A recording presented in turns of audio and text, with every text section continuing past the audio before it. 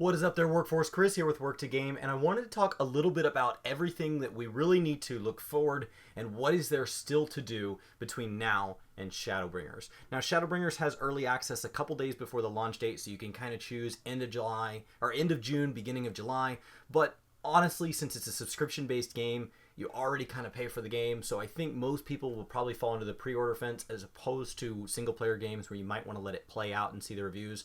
Because if you already have subscription time purchased until after Shadowbringers dropped, of course you're going to want to play Shadowbringers during that time. So assuming that you've got that, you basically have between now and June. I am recording this at the end of April. This should be going live at the end of April. And so right now the 15 crossover event is still going. That's going to be going through May.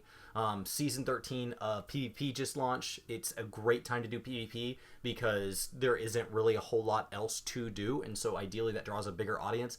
One of the biggest complaints about PvP in 14 is that there's not enough people, and so there's longer wait times and there's longer queues. And so one of the things that can kind of fix that is that, well, right now there's nothing else to do. So ideally, if we all jump into PvP, there's a lot of PvP, there's short wait times, and that can be avoided because there's kind of a chicken and egg conversation there. We went over the patch notes. The big thing was world visit, so it's a great time to go try other worlds, play with people that you've known maybe played, but you haven't been able to play with them in the past because they want to do maps or something like that, and they're not on the same server as you. I know a lot of people are trying to grab housing where housing has opened up because of all the different server transfers. If you've ever wanted to transfer servers, now's kind of the time on North America because it's free. And then the live letter will be on May 24th.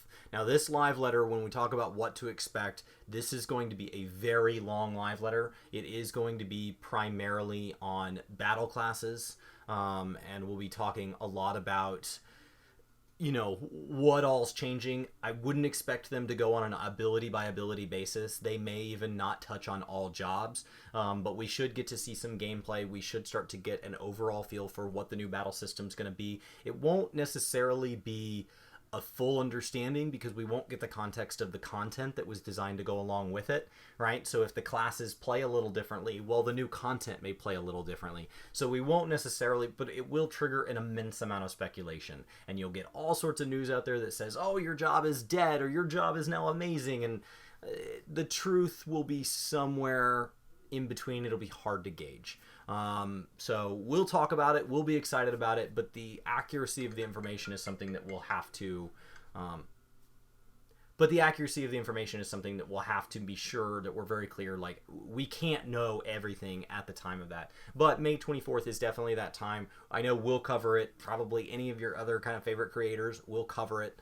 And then what is going on around that same time will be the media tour. So the media event is where basically they go around and they visit with content creators. And so I don't know when the embargo date on that is. We weren't invited to the last one. In a perfect world, we would be able to make it to this one. And I know that there are other creators who I know were at the last one that will probably be at this one. So when you talk about, you know, the Mr. Happies and things like that, and so they will have hands-on with Shadowbringers, that Square Enix's intent is for them to go spread that knowledge, but they may not be allowed to spread it right away. They may be told, you can come, you can play, but you know, we have a marketing plan where we want this information to start coming out, and so they do what's called an embargo, where they say, we'll give you early access, and then when we're ready, we want you guys to put out videos. Now, they can't necessarily stop them from saying negative things or things like that, but they can say, hey, if you want to review our stuff early in the future, then you need to respect whatever timeline we expect that information to be released on. Fairly common in the gaming industry, but that's what will likely be happening here. So that's kind of what I would focus on until Shadowbringers. So, you know, if you have anything that you had goals for Stormblood, capping out Gatherers, capping out Crafters, capping out that last DPS class you haven't gotten to, there's plenty of time to do that. If you have a friend that wants to get in, now's a great time. There's plenty of time to catch up. That's starting to get closer, so it's starting to get to the point where there's only plenty of time if they're the kind of person that skips cutscenes, and there won't be enough time for somebody who doesn't, and then eventually we'll get so close that there just isn't a reasonable way that they can come in and have an enjoyable experience and be caught up in time. And they would just not be able to play on launch day in Shadowbringers. They would have to join in a little bit later, however far behind they are. So I would definitely, you know, focus on finishing up Shadowbringers, trying out any content you haven't gotten. If there's some glamour you want from Eureka, great time to go farm that out, because Eureka is going to get a lot harder to get glamour from when everybody doesn't do it anymore, and there aren't a bunch of trains and full instances and all that.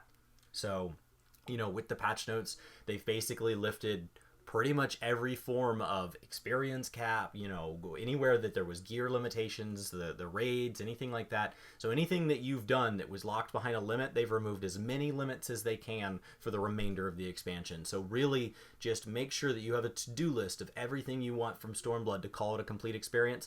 Finish that. After you've done that, start cleaning out your inventory, cleaning out that quest log, and preparing yourself so that on launch day you have an empty quest log, you have an empty inventory, you have ideally as empty as possible of your chocobo saddlebag, your retainers, everything's sold, everything's cleaned out, and you are ready to start fresh in a fresh expansion.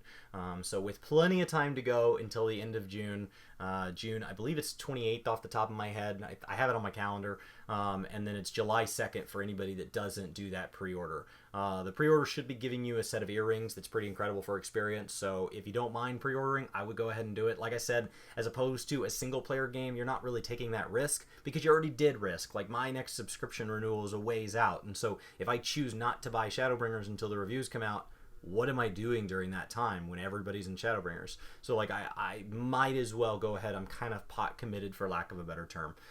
So that's what I would focus on. We'll be putting out a bunch of guides, but mostly focused on content that we don't think is going to expire with Shadowbringers. So don't expect any more controller guide updates to battle classes, any more like rotation guides.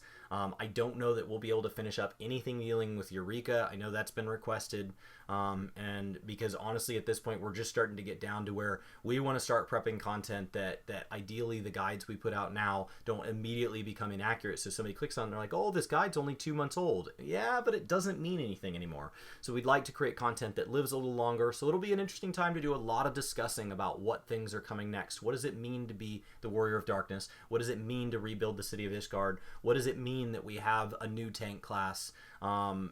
What is the trust system going to be? And all of these things that we can speculate on and we can pull from what information we have. And those are going to be a lot more fun conversations to have in the weeks to come. So my name's Chris with WorkToGame. I hope this gives a little bit of light on kind of what you need to be thinking about as Shadowbringers gets closer and as you prepare to wrap it up with Stormblood and move on, put that in a nice neat little bow and move that to a past wonderful experience that hopefully you got to cherish and you had some joy in, and prepare to start anew for a fresh 2-year cycle with Shadowbringers and the future of Final Fantasy XIV.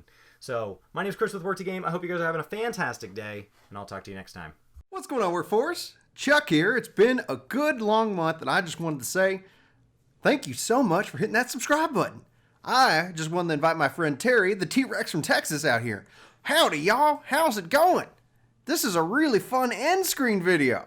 We should have written a script, right, Chuck? Oh, I agree totally. In fact, I think both our voices sound exactly the same. What are we to do? I don't know. I think we need to get a better voice actor. Yes, I agree. Which one of us is talking? Ah.